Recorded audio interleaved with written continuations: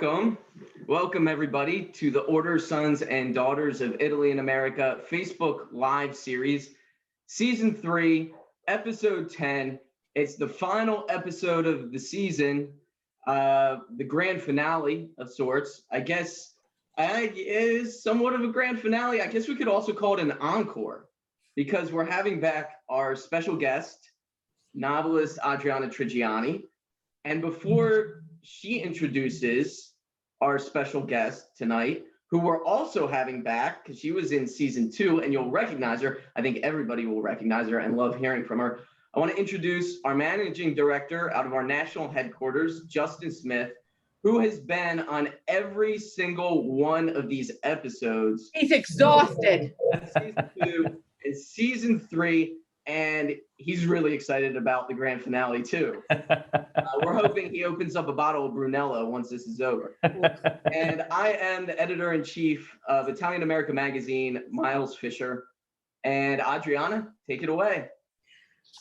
I am so proud to be here tonight with my sister, Lisa Scottoline, not actual sisters, but you know, we're speaking directly to an incredibly astute, beautiful, passionate, loving Italian-American community. And we want every Italian-American to have Eternal in their house, the same way we had Gay Talese in my house when we were growing up. So if you had Unto the Suns on your coffee table, you need to read Eternal.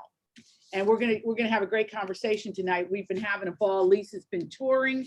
She debuted in the top 5 at number 4 on the New York Times list. She's on the list again, thanks to our community and readers across America. Let me tell you a little bit about her because her pedigree is so impressive. Not only is she a wonderful mother to Francesca Saratella, who, I don't know, she gave birth to a genius. I'm sure you read Ghosts of Harvard. The kid is beautiful. She's amazing. You want your daughter to turn out like Francesca Saratella. Lisa Scottoline, she's the #1 best-selling, #1. I can't impress upon you how hard it is to get to #1. She did it. She is an Edgar Award-winning author of 33 novels, and she has 30 million copies of her books in print in the United States and has been published in 35 countries around the world. It's really fabulous for those in the Philadelphia area, but you can get them online, and I do, and I laugh like crazy. She and Francesca, her daughter, do a column, a weekly column in the Philadelphia Inquirer. And she is also, so those, I'm just sorry, I'm getting ahead of my skis here, but those particular columns, which Lisa can share with you and tell you about, they've been adapted into a series of memoirs, which most of you own. She lives in the Philadelphia area in a zoo with horses and chickens and cats and dogs and whatever else roams the fields. Ladies and gentlemen, the great Lisa Scottoline. What a thrill. Oh, Adriana, I love you so much. Everybody knows this about you, but you are brilliant, you are beautiful, and your great big heart. You will do anything to put books into the universe and enrich our souls. And that is so Italian of you. Listen, Joe Chiami just reading you for years. That's my Adriana shrine back there. It's unbelievable. That's only my signed ones because I treasure them. And I've even cooked her recipes. And I love her book, Don't Sing at the Table, because lessons my grandmother taught me, because my mother always said, don't sing at the table. And you are my sister. And yeah, I am so grateful to be here and to be among you and to have you all here. It's just great. It's a thrill. So how does it feel? Let's just get the party started. How does it feel to put a book out in the world that you 40 years ago thought about, and you kept trying to get back to this story, and finally you said, you know what, I'm going to write Eternal, I'm going to make it happen, and you did it, and it's out in the world. To have a dream come true? Yeah, it is a dream come true, because I've written, as you say, 33 novels, but this one was percolating for so long. And being so proud of being Italian, I want to show you my horn. I have a nice big horn. Show yours, Adriana. Oh, here we are. Look, from Bodega della Nonna. No evil spirits will come near us tonight. No. But I wanted to write, and I've always had Italian-American characters. Every single one of my novels has an Italian-American lead practically. But I wanted to write a story. Italy is famous for so much great stuff. Romance, art, music, and food, carbohydrates. I said, I want that. I want to write about that time and also go back in time to Rome. So it's basically Eternal is set completely in Rome. It's a love triangle in the 1930s in Rome. A girl and two guys, she falls in love with them both because what's more Italian than falling in love with two men? And she can't decide between them and they love her. But the great thing, what I like about it is that and I think this is very Italian too. The two boys are not competitive. They're best friends. So they feel like they both want her. But if they can't have her, then the other guy is worthy of him. And so it's really suffused with love. The epigraph, or whatever it's called, the beginning, I was really love conquers all, because I really believe that. And I think that's something my parents taught me. Just be loving, put love into the world. And although this takes place during the rise of fascism and really impossibly hard times, you see how people endured in Italy and how they suffered and how they got through it and how their love got them through the most awful crucible there is. And that's what I've always wanted to write about. And I feel like, and then I'll shut up, there's precious few stories about Italy, like it's called the Forgotten Front during World War II. There's not enough of it. And I had been to Rome many times, but I didn't know the specific Roman history that took place in the 30s and in the 40s. I'd even been in the so-called Jewish ghetto and didn't know it. Right. So I really feel like it's based on a true event that people should know more about. And Italian history is so turbulent and dramatic and full of the stuff that we are, that it makes a great fiction. I mean, and you write about Italian Americans, you know that, Adriana. I mean, my God, that's been like an endless, great one. We will long be gone and the stories will not have been told. Right. And so we want to encourage, I think when, we pick up your work, Lisa, well, always, you're so suffused, the Rosato Agency. I mean, it's just an Italian American to go with you. And this is the roots of who we are. Right. Which is what makes it so profound. And I want you to talk a little bit about Elisabetta, because I think she's like the heroine of literature of the moment. I just think she's complicated and interesting and a dreamer. And you painted her, though, in the culture, I believe, as women were then. Right. Well, thank you for saying that. She's an interesting character because she's a young girl. She has big dreams, but she doesn't have the greatest home life. And, at that time in the 30s in Rome, women were supposed to like have babies and she isn't sure what she wants, but she wants to express herself. And I sort of felt that way a little bit when I was younger, even though I had unbelievably supportive parents. Yeah. But, that I remember that I gave this to her too. I used to write letters to the editor. Did you ever do that? Yeah, I did. Okay, now I'm not surprised because I do think there's a little of like, why did we do that? When you think, well, you want to get like at one point she visualizes herself as a talkative person, a talkative girl with no one to talk to, which is kind of true. Her mom kind of is no good. Her dad, unfortunately, is alcoholic. She has no siblings. But what I love about her is what I see in the Italian American women whom I know, my best friend, my daughter, my mom, you, and in all of us, that we persevere, that we don't feel brave, but we feel determined. And so obstacle after obstacle gets thrown in her path. And for a time, she has to set her dream aside. But I don't want to give too much away, but at some point, there's an older woman in the book who's a lot like my mom. And I called her Nona. And not my mom, but in the book, she's a grandmother who kind of takes Elisabetta under her wing. And she says something like, it's time for you to make your dream come true. Nobody can dream your dream for you. And that's how I think that's the journey of a lot of people in the world. You can, we don't always make our dream come true when we're just, 20s. Maybe you can I wanted to do this. I'm 65. I'm like, you know what? You want to write this novel? If it doesn't come out of you, you're going to give yourself like a hernia. So just get it out before, you stop eating yourself alive from it. And I'm just really, really happy that it's out and being so well received. I've gotten It's very gutsy. It's very, very gutsy. And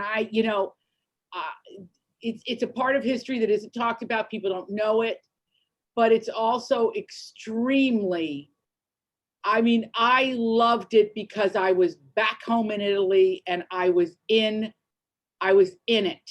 I was in the gravy. I was in the sauce. I was in it.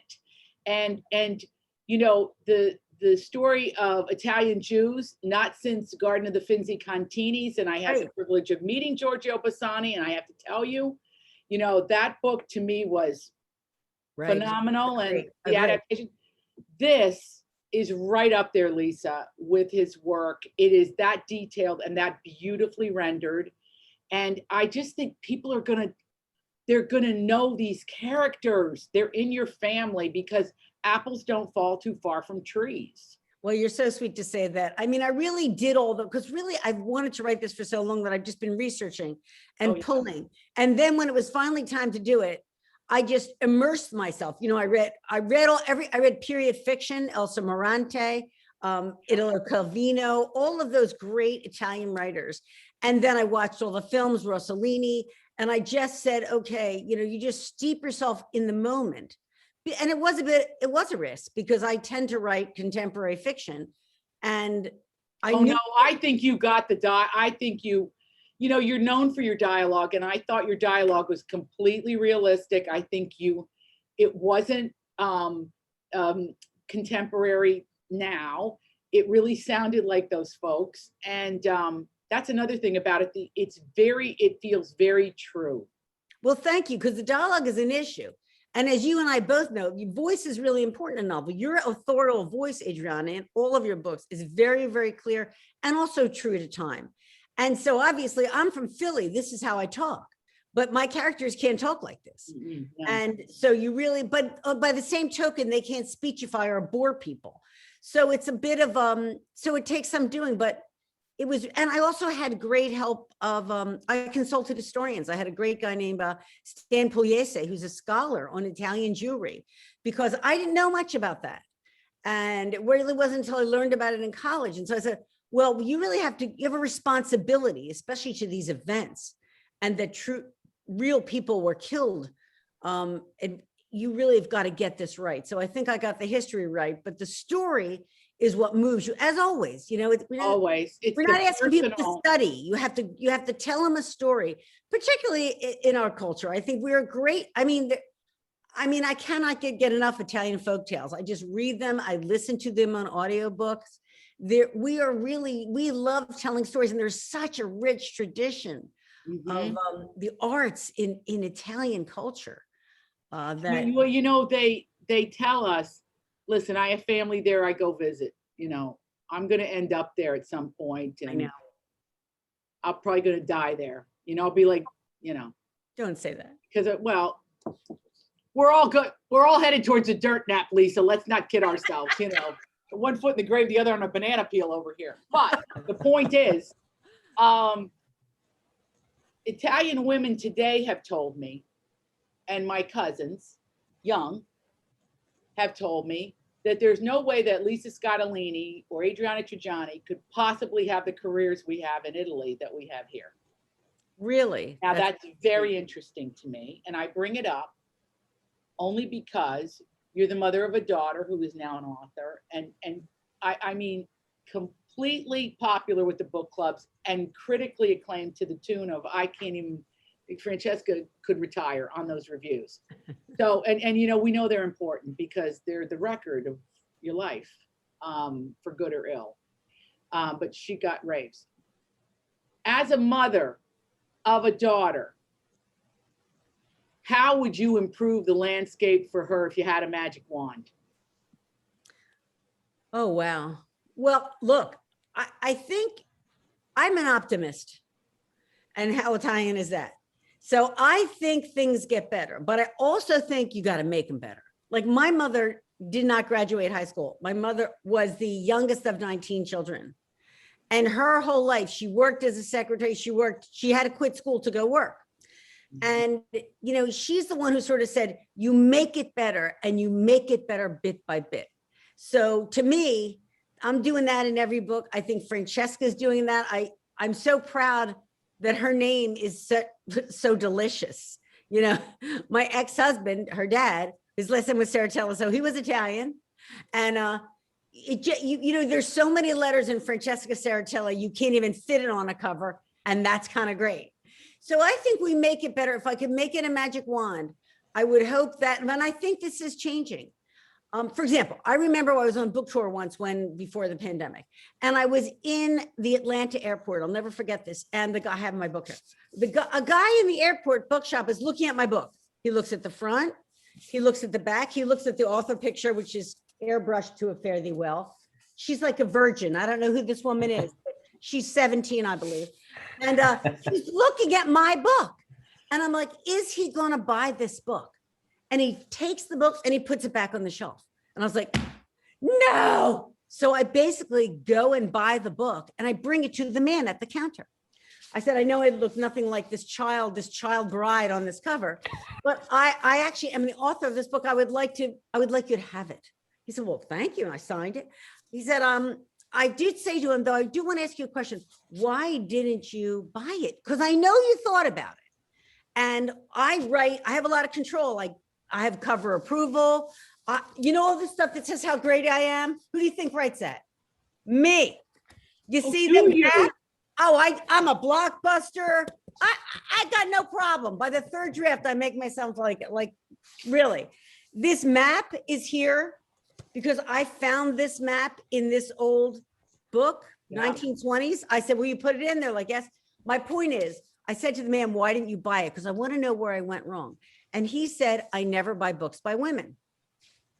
So that's why I didn't buy it. I said, well, okay, sir, you still haven't. Please give it a chance. Give it to him. Let me know what you think. He takes it. 3 days later, he writes me an email. He says, I loved your book. You write like a man. Now, so if I were going to wave a wand in answer to your question, it would be that what I think keeps happening. Look at these two great guys here. They're young, they're open-minded, they're accepting of women authors. They read you. They're not, it's just a question of opening your heart. Thank you. And I hope that more people open their hearts. You know, the great thing about Italian Americans to me, and that's why the answer is never censorship. As much as I don't like the negative portrayals about us, and I really don't, I always thought the answer isn't to shut them up.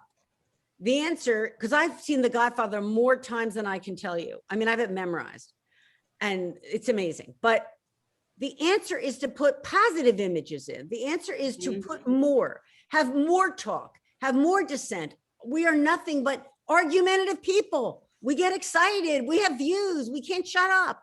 And that's what I love about us. You know, if you're an Italian American, you have the Italian half, which just loves to talk and also loves to listen. And the American half, which loves the First Amendment. Like, we got a double whammy if we're Italian Americans. Like, no wonder I'm divorced twice. You know what I'm saying? Like, we're a handful. Well, yes, we are. But, you know, there's a lot of Italian American women listening. And I want them to know that this book does what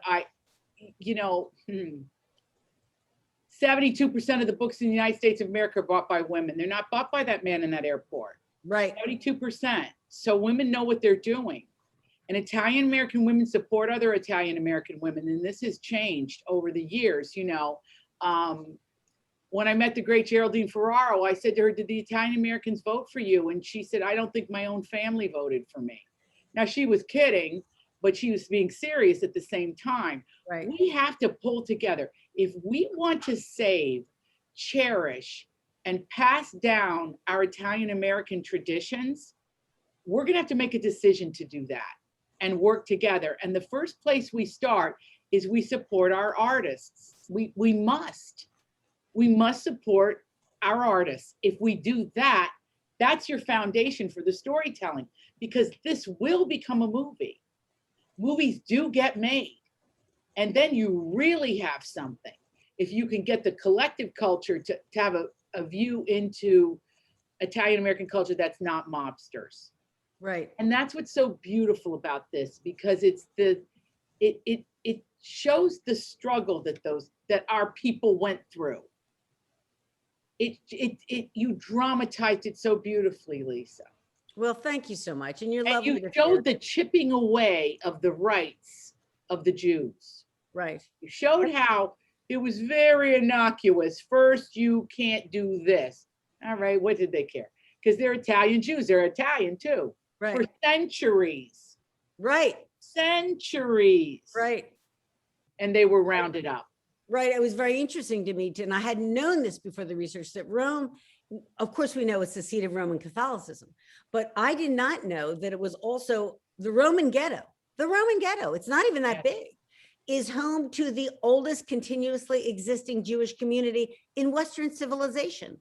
The culture in Italian culture is so rich, it's not even funny. And when you understand that Italian history is the origin of world history, and that's in our veins, I mean, that's remarkable. There's so much to be proud of, so much to be proud of. And it's very and to celebrate, because we aren't mobsters. You know, okay, maybe we like a card game here and there, but we're not mobsters. Okay. Right. And we've been defined as such. And I think, you know, in strong defense of this, you know, of Angelo Vivolo and Basil Russo and Joe Sciammi, all these folks, and he's, you know, a professor obviously at St. John's, they know what they're talking about. And I think that we have to decide. We have to decide we're gonna, you know, uplift our community in the culture. Right. And celebrate the arts that are in this culture. Just today, I got this book. I mean, I can't stop buying books. This is Bernini, apropos of nothing. Oh yeah, that's a good one. When you look at the incredible, there's so much to celebrate. Like if we get an Italian American Day, you know, that's us. Because it's us. Raphael and Michelangelo and Da Vinci. It's an embarrassment of riches. You couldn't narrow it down. And the cool thing about artists, as you point out, is it's a reflection of the self. Adriana, we're adorable, but I mean, I go to myself, I'm just a lady in the suburbs of Pennsylvania who wants to tell stories. And so it's not like you have to go to school for that per se. You just need to read a lot and want to tell your story and not give up until it's out of you. That's my best writing. Well, it's Helen Berolini. Let's just go to her for a second. But I have, you know, I have shelves full of books, you know, about the seamstresses and the triangle fire. And I mean, it goes on and on. But here's the thing about Italian American women is we're jugglers. We have a lot going on. Right. Our families, our children come first, always, okay? Right. My own mother said to me on the eve of my first book, she said, as long as you put your family first, you do everything you can do, but she was a librarian. You put your family first. And so those messages were always inculcated in your family and my family, right. You know, but the women worked like coal miners. They worked hard and they put up with a lot. You know what I'm talking about? Right. Put up with a lot. Right. And they stayed the course, you know. And our Roman Catholic heritage, very important to me. Right. I mean, I know it's flawed, but it's where I learned to pray. I'm not going anywhere else. I fight the good fight. I also think what's important is the humor. You know, I think there is I'll tell you this, my mother was so wonderful. And of course she was here in hospice when she passed away, and she had voiced an issue. So she would write things. And one day Francesca tells the story great, but Francesca was telling her story about how she broke up with some guy. And my mother wrote on a board, she would always have a joke. She just always had a joke, always a zinger. And she wrote, "Who needs it?" And "who needs it" was essentially my mother's last words. And we took a picture of that board and we all laughed with her. And we're like, and I say that to myself, you know, that ability that I think we have as a culture, you know, that we can sit in a piazza with one espresso for 3 hours that things tend to roll, that we get the emotion out of us and then we move on, that we can laugh and cry. The permission in this culture to have emotionality is, I think, I cannot tell you the number of people who have said to me, oh, I love that that's in your culture. I wish that were more in my culture. I think it benefits us. And we expiate all of this stuff. And so that we can be happy and at peace, and sometimes wink at things that would drive other people nuts, because we just get over it and it rolls off our back at a certain point. All of that, I don't know what the word for that is. Maybe the brio, the esprit, but the brio, because it's an Italian word. Brio's a good word. Brio's a good word. Sprezzatura is a good word. Sprezzatura is a good one because like it's effortless, casual elegance. It's a right, charismatic. La Bella Figura. That's exactly. All of these things that they're hard to translate, but so much a part of the culture, and they serve us. They serve the characters in my book, and they serve the characters in your book. We both open our soul when we write these books. Yes. That's why they connect. We're giving 1,000%. Exactly. Can't give anymore. No, there's nothing. Let me jump in. I'm sure that a lot of people are reading who are readers of yours, Lisa, and I'm sure they're all jockeying to have their question asked by Justin. But unfortunately, he is the end all be all with who gets their question asked. My mug. So, Justin, what do we have? Well, like you said, I'm having trouble keeping up. They're coming in fast. They're coming in fast and furious. I think to no surprise, everyone are huge fans of both of you, and many people are saying that, you know, they haven't been able to put Eternal down. They've just finished it. I'm crying. I'm so happy. A few people mentioned the audiobook, which I know we were talking about on the pre-show, and they were saying how much they enjoyed the narrator for that. Eduardo Bellerini and Cassandra come. Eduardo is bilingual. He's amazing. I've listened to my own audiobook twice just to hear him talk to me. I'm like, oh my God. He is it. What it's incredible. He's it. And his career is audiobooks. He knows what he's doing. Yes, he reads all the Italian classics too. Yeah. I mean, he reads Italian folk tales.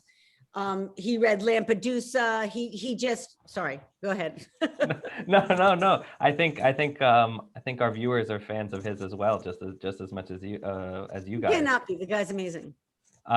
We did have a few questions, and they're coming in so fast. I'm actually losing them on the screen as I'm trying to read them. Well, you got questions, Adriana, and I have answers. So Alicia DeFonso wrote in, and she was wondering, she's inspired by both of you, and she's an aspiring Italian American writer as well. And she was wondering if any agent or publishing house has ever kind of steered you away from not having Italian American characters in your books. Never. No. For me, it was odd because I was like, I read so much. And when I started out 30 years ago and 30 books ago, I was like, I didn't see a lot of Italian Americans.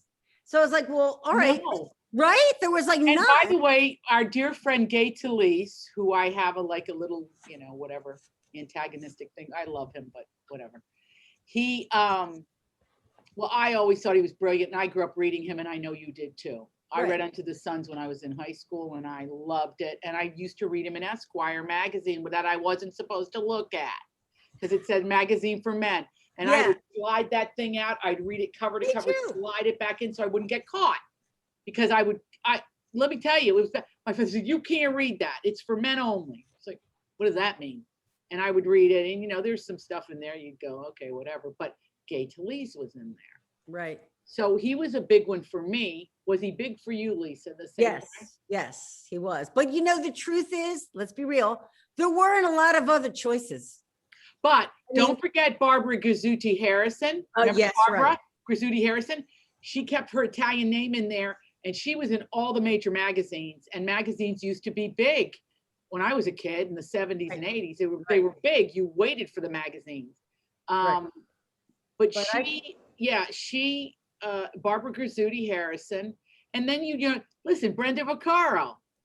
That was one of our girls, Wonderful actress. And by the way, today she's considered the one. I mean, she's finally getting appreciation for her great talent. And there's a lot of wonderful Italian American actresses, really. And But Bancroft. writers, right?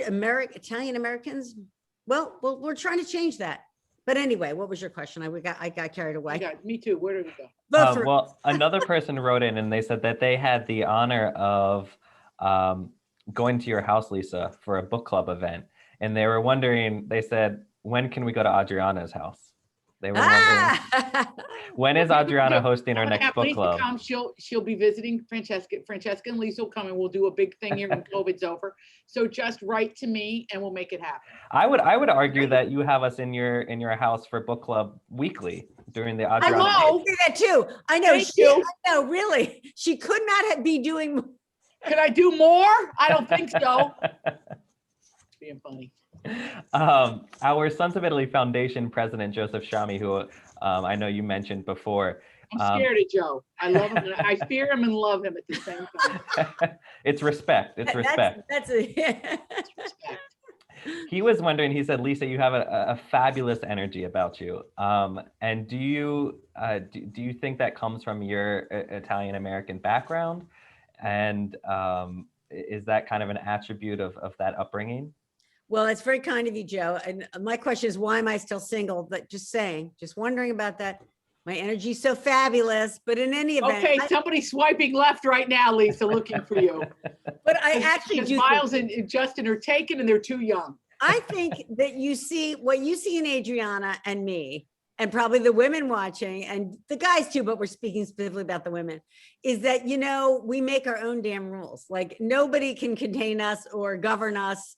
And I think that's very Italian. I think my mother always said, just be yourself. She didn't care. She wanted me to be happy. She would always say, stop reading, it will ruin your eyes. She wasn't really like into me achieving.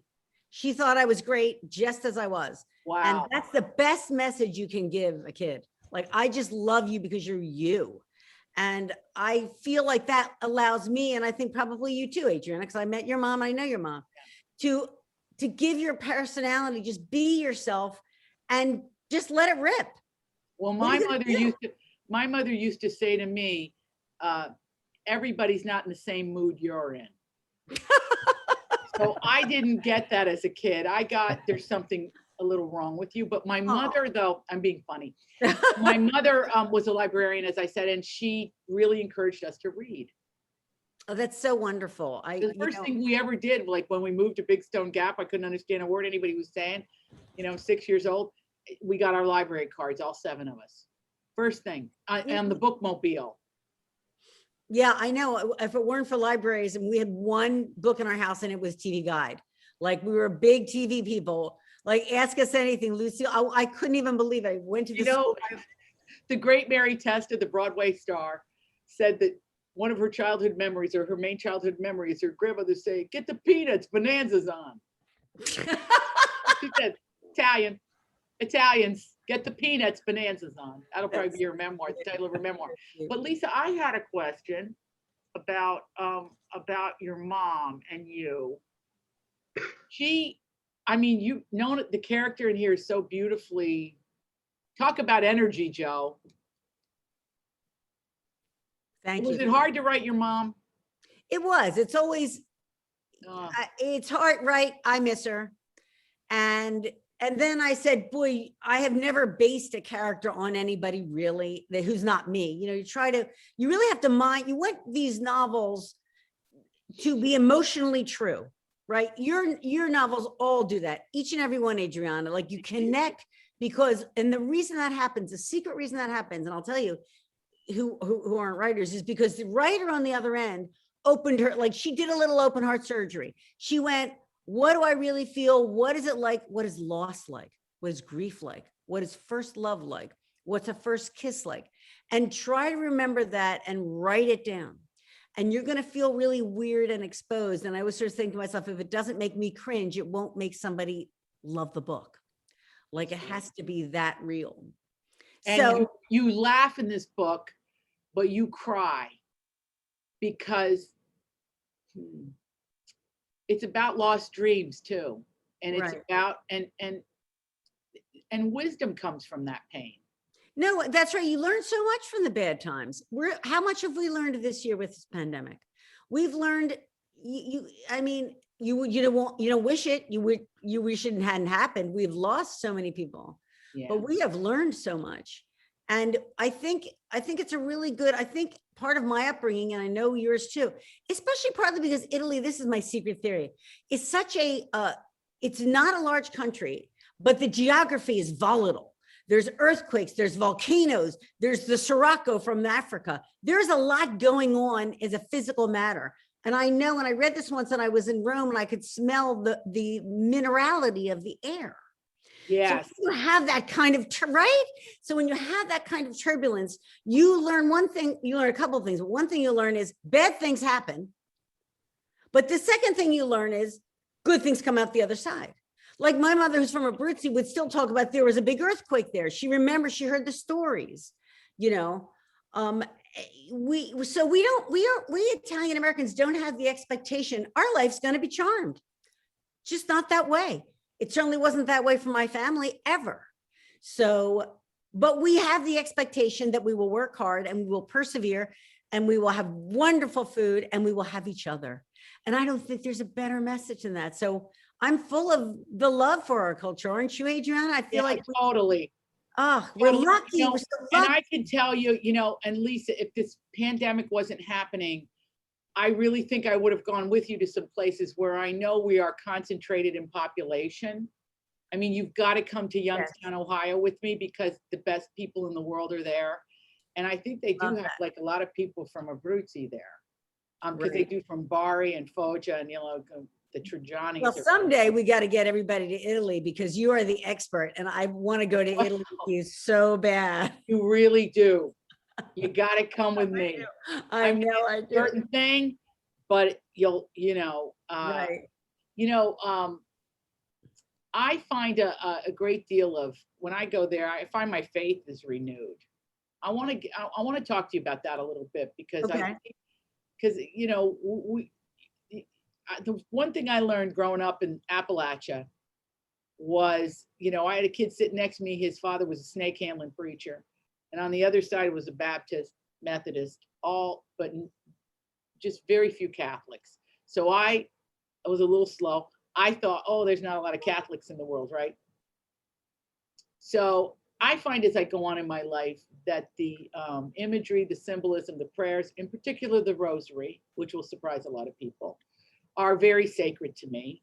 And I find that they work, meaning I don't get what I want, but I can have a personal relationship with God. So tell me about your personal relationship with God. Well, it's so interesting. I mean, unfortunately, growing up, my mom had been married before and divorced.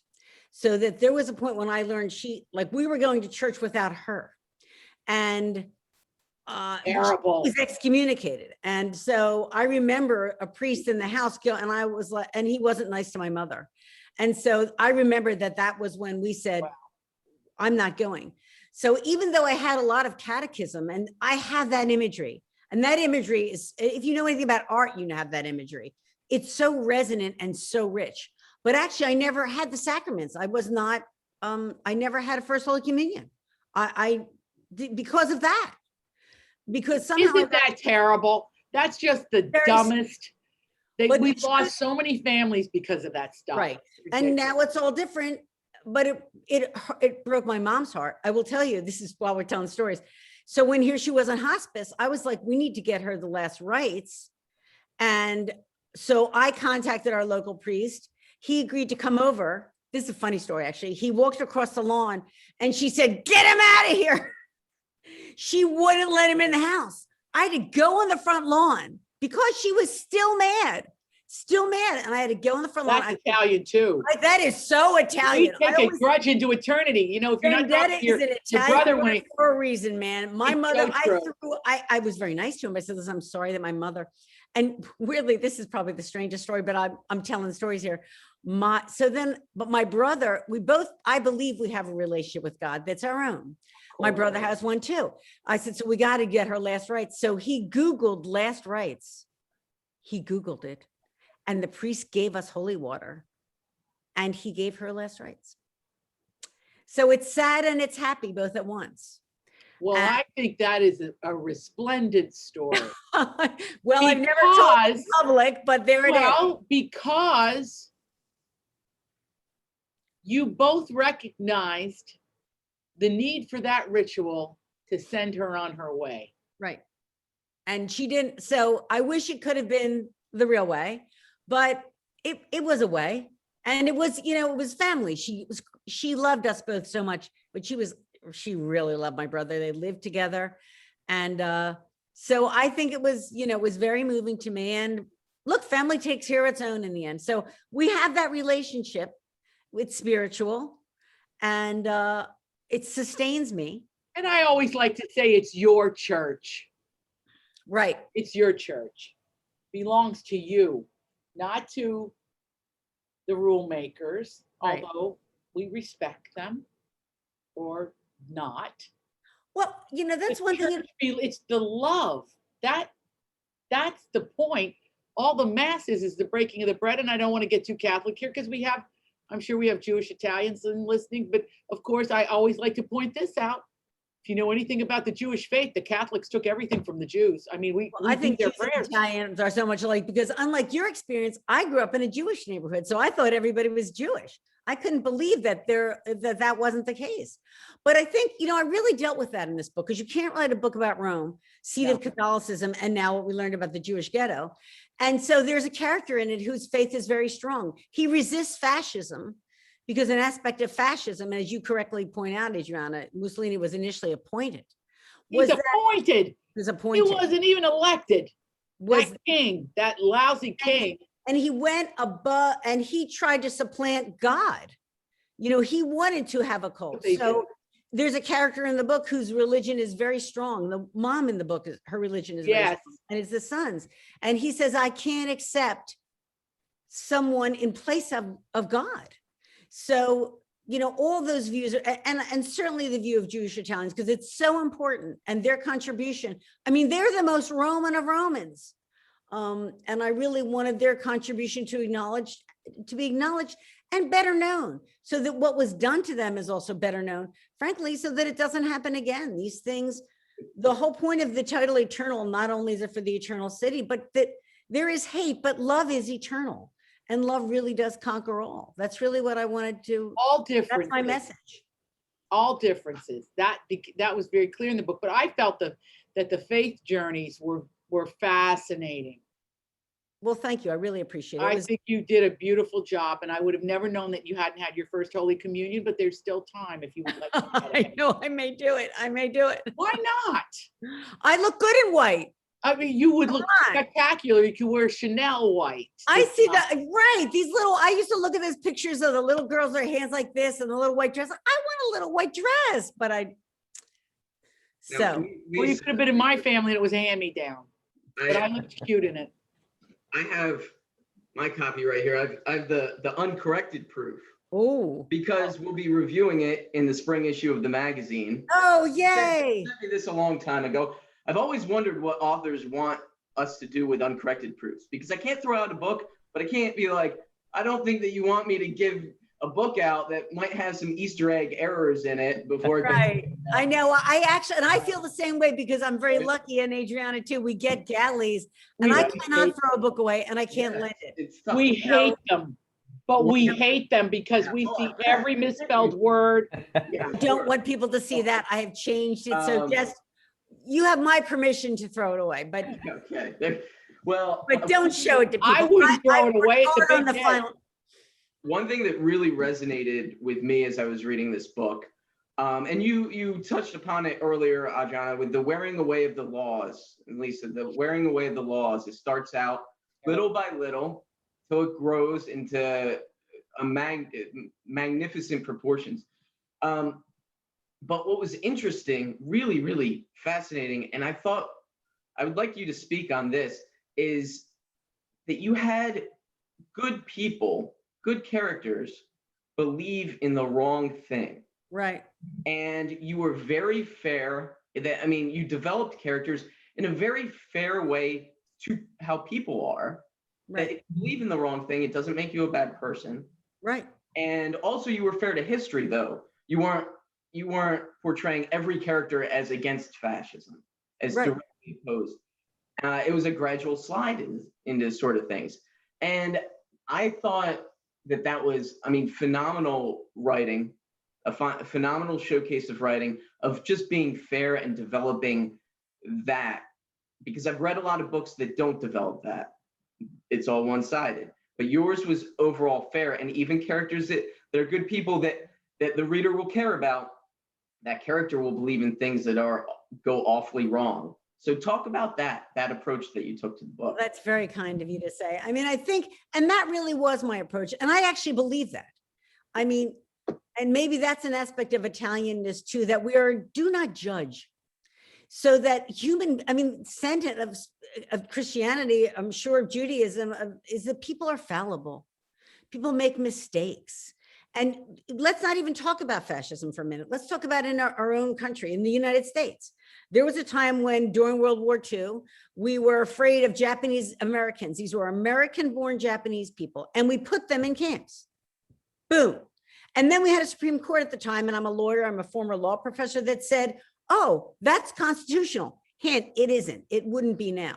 So what happens is, what I started to understand, because I'm interested in how law cannot always lead to justice, and also how it can protect injustice. So that's what happened during fascism. When law starts to get political, bad things can happen. And that will happen all the time. It will happen until people understand a little about history and use it to enlighten us. At the same time, Marco is one of my favorite characters in this book. He's a fascist. And I want to show how he became a fascist. And partly you had to be, or you got beaten up. But I understand what made him fall under the sway. And at some point he's like, I believe, the Nazis believe in Nazism, the fascists believe in fascists. And it's remarkable that people will always sometimes fall prey to the wrong thing. Hopefully they write it. I think we see a book in Eternal that they write it. That's what happened in the real world. And you can't pretend it didn't happen. But the more you understand it, and the more you understand it's an aspect of human nature, then you can check it. I really care about hate speech. I don't like, when there's hate crimes, I'm paying attention. It's our obligation to try to check that before it gets to a level that we are victimizing each other. And we just have to lead with our heart. And we do that naturally. But I think you also do that with some understanding of history. And that's what I tried to do. Not judging, just understanding. Beautiful. Thank you. I never thought about it before you asked me. Yeah, it's remarkably done. And Miles, can I just say something? What's that? You do I just want to talk about your editorship of the magazine. I mean, I think you are doing such an expert job with it. It's unputdownable. We all read and we love it. Right. And I love that you're reviewing Eternal. And, I know it's going to be a great review because I know you. But you are bringing our Italian-American heritage into people's homes. It's really important. Right. I agree. I absolutely agree. It's so important. I appreciate that. And something that I would add earlier when Alicia asked about if both of you had ever been swayed or dissuaded from writing Italian-American characters, portraying Italians. One thing that I would like to share is the late Tommy DePaula. We were fortunate enough to have him on our Inside Back page interview, but he did the interview as Stregonona. And yeah, he did it as Stregonona. He played along. And I remember he called me at the office and I talked to him. The man was, he looked and sounded the part of Santa Claus. He's so cute. What a good heart, good. And he mentioned to me, just kind of in passing as we were chatting, that when he first wrote Stregonona, that the publishing company, the publisher, was concerned that it was too ethnic. And he took a stand. He was like, well, no, this is Stregonona and she's going to stay that way. And then fast forward a few years, I kept that in my mind. I always wanted to write more on it. Unfortunately, when I reached out to him. He didn't think there was too much of a story there. I thought there was definitely a story there. But then he fell ill and passed away.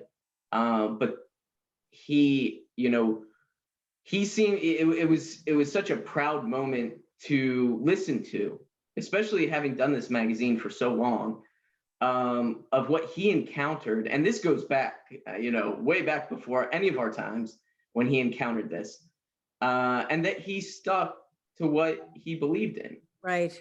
And so it did happen. It did happen. I believe it. Maybe it was, you know, his, you know, some of his doing, and another writer and several writers of his generation that chipped away to the point where future writers didn't have to persevere that or even experience that. That's right. It was a very meaningful moment in my job, my life. That's wonderful. You know, Lisa, That's so touching. Lisa, you were one of the first people in a magazine called The Week. You were one of the first people that I'd written a novel called Lucia, and you put it on your list of favorite books at that time. And I never forgot that. I got the magazine, and then I tried, and I reached out to you, and you were so, I mean, that's a long time ago. You were so kind. And I thought the thing that was told to me was that Italian Americans don't buy books. Now that was said to me. And I said, well, they will now. So we have made it our business to go to the Italian American communities and to commit to the magazine or to commit to the organization because we care about it. Right. We want it to flourish. And I think sometimes the publishers they're fantastic. They're a little stumped at the way we do things, I think. Lisa, don't you think? I don't know. I think they're grateful for us. Because I think what you do, and that's so great about Italian culture and the American culture, you know, it goes back to what my mom said, be yourself. So you write something that's emotionally true. And then I started doing this so long ago, and the characters were all so Italian. And then I was like, well, can you write a thriller? Then her mom would, she'd be close to her mom. I had her going home every Sunday, just like I did. And then you start getting emails that go, I love your book. I'm not Italian, but, and I'm like, it turned the world on its head just by Adriana. That's why I found you so much. I'm like, look at all these delicious vowels. I'm going to read her. And the book struck a chord for me in a way that many books did not. And it's so wonderful because I think one thing we've learned from the pandemic, and this isn't, I don't want this to sound self-serving, but I learned it about bookstores and independent bookstores in particular, that if you want a bookstore in your neighborhood to survive, you have to go there and buy a book because it's America and they won't be there. And then your kid will walk around and look at their phone forever. And there won't be that idea of going in a bookstore and being able to browse and look around. So supporting bookstores is a thing of mine. I make sure I do that, whether they're independent or they're Barnes and Noble. I want bookstores to exist. And I apply the same principle to books by Italian Americans, art by Italian Americans, music by Italian Americans. If we want to see ourselves in this culture, we have to support ourselves in this culture. And this organization does that in spades. And I'm so proud to be a part of it. And anything you guys need from me, you will get 1,000-fold because that's what Italians do. If you buy something for Adriana Trigiani, she sends you 4 gifts back. What did I get her? I got something dopey. She sent me like a hat for my daughter, a hat for me, T-shirts, pasta. I get this box that you know those hats came from? They came from our bookstore in Brooklyn called the Bookmark Shop, which we're going to write about someday in our magazine because it's owned by Christine Friglate, Italian-American woman. Wow. And she makes those hats, those knit caps. And they're great. So I went in there and I'm like, that's an Italian-American store for you. Okay, we have this, but we also have these. And then we have these. So, you know, I'm in there. To me. Hey, and you know, she had Tony Bennett in the shop. Really? So I bought up the Tony Bennett's. Oh, I couldn't love them more. But the point is that she's a hand seller and she's a huge fan of yours. Oh, how nice. She's in Brooklyn. She's astonishing. She's great. But my mother always said to me, you can never give an Italian anything. And that, because they're just going to give you a million things back. And it's kind of true. And how great is that? We have to stop this because it does get cuckoo. You just sent me a gift and I'm like, that's my mom in a nutshell. You wish that your dogs were around my mom when she's on her walk, because she makes the treats. She bakes the treats herself. Oh, that's the dogs know it. The dogs know it. Anyway, we're at the top. We're at the top of the hour. We usually reserve 30 minutes, but with you two, it's like a gas pedal. You guys hit the gas pedal, and Justin love each other. The back of my dad's Scirocco. But, he just that's what I grew up with, being thrown around the back seat of my dad's Scirocco. So well, you guys are so great, and thank you for your question too. It was a wonderful time. The hour flew by. Justin can finally have his bottle of Brunello, if he hasn't been sneaking sips during this interview. My teeth aren't purple, right? You're right. Lisa and Adriana, always a pleasure. Thank you so much. Love you. If this hour doesn't encourage everyone to buy the book, then hopefully my review does. And if somebody doesn't have a computer, well, then they'll get the magazine and they'll find out about your book. Well, thank you so much. And Adriana, thank you so much. I love you guys. I love you all. Oh, yes. Thank you. And Miles, Justin, thank you. And to the whole team, Nancy, our president, our fearless leader. Right. The whole Great team. to see everybody before we came on. It's always fun. Lisa, Adriana, we can't thank you guys enough for joining us. And before we log off, we know that you guys are fans of local bookstores. And so if everyone out there can go to their local bookstore, pick up Lisa's book, pick up Adriana's book. I know we were talking about Lucia, and the comments went crazy. So that's a fan favorite as well. Anyone. Thank you. And guys, pick up your copy of Eternal. Call the book workshop. Go online. That's right. And people wrote in. It's on 72nd and something. There's a discount, and that's the thing too. You're really making a difference in communities when you buy it in indie. It's true. Always. Yeah, absolutely. Yeah. And Miles, thank you for joining us tonight. You're the unsung hero of our organization. You put out the most widely read magazine by Italian Americans in the United States. So that's no small task. So that's wonderful. Because it's good. He's doing a great job, and he's doing a fantastic job. And before we sign off, I just want to let everybody know where they can find out more information about our organization. So you can go to www.osia.org. You can click on the locations tab and find the nearest local lodge, or sign up online as an at-large member. If you have any questions, send us an email at nationaloffice@osia.org, and follow us on social media. We're on Facebook, Twitter, Instagram, YouTube, LinkedIn, and Pinterest. Geez, Justin, you're doing everything but giving away vaccination. That's next week. Week. Okay. Everyone come to the national office. We'll get vaccines. Free cannoli. It's going to be great. Great. Well, thank you guys so much for joining, and we look forward to hopefully having you guys back in season 4, and keep an eye out for when that drops. Anytime. Great. Thank you so much, everybody.